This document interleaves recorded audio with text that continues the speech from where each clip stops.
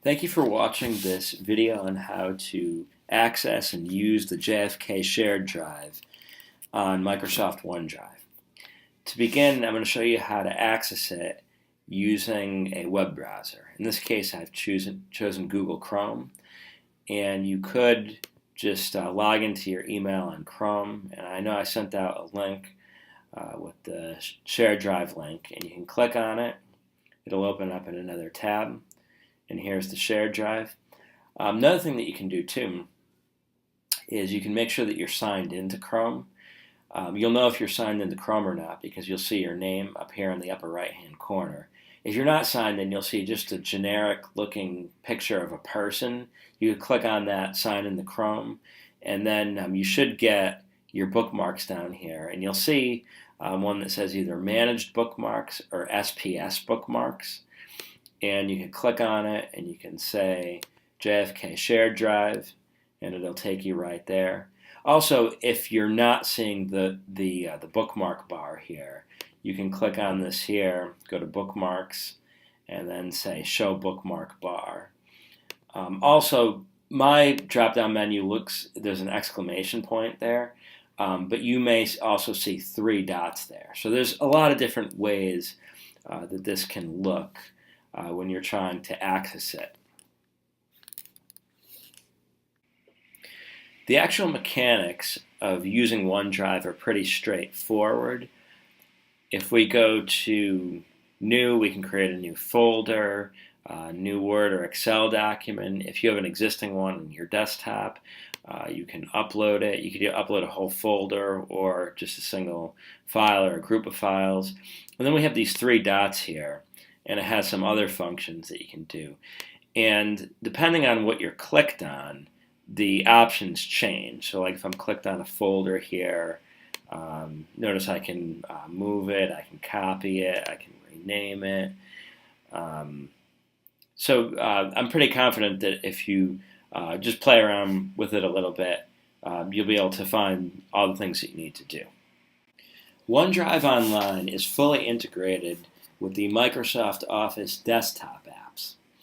You have to be signed into Microsoft Office on your desktop apps though. So I'm going to go to Finder, Applications, and open up any one of the Microsoft Office desktop apps. In this case, I'm going to choose Microsoft Word.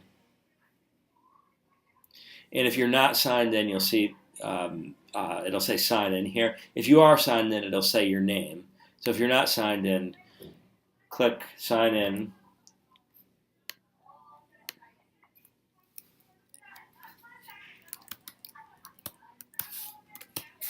And go ahead and sign in. Yes, I sometimes mistype my password too, especially when people are watching me. And then if I go to a document online, a Word document, I have one here in temp that I created, a test one. If I click on it, it'll open it up with the online version, with Word Online. But if I want to edit it in Word, I can click this here.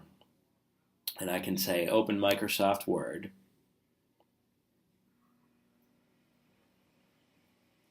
And it'll open it up. And now I can edit this document. And it's different from the online version because I do have to actually say save. And I can close it. And then it opens this up by default. I can say resume editing here.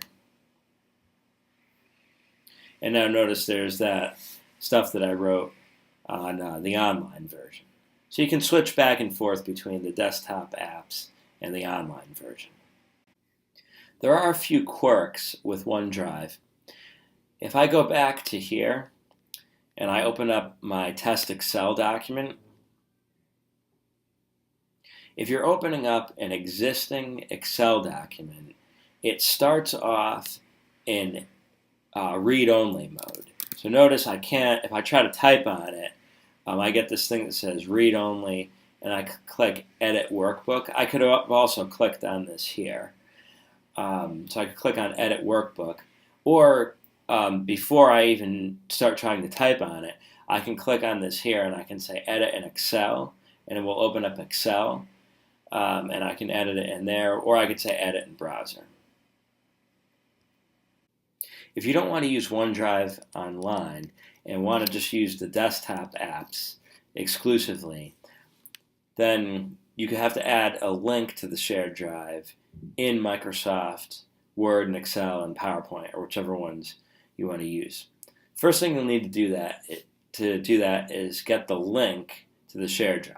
So I'm going to go back to my mail, and I'm going to copy the link, and then I'm going to open up Microsoft Word, click on Open, click on SharePoint, click on Add a Place, click SharePoint, and then I'm going to paste that link in there and click Next.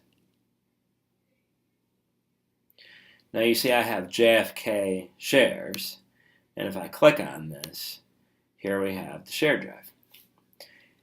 Another one of the quirks of this is if you add a SharePoint to one Office program, you're not necessarily going to see it in another one. So if I come back here to Excel, notice I'm not even signed in to Excel. That's another point I want to make too, is that you may have to sign into these separately.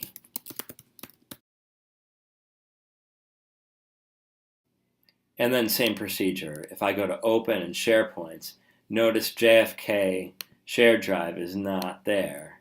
I would have to add it for Excel too. Another quirk about OneDrive is we can't delete folders if they're full of files or other folders.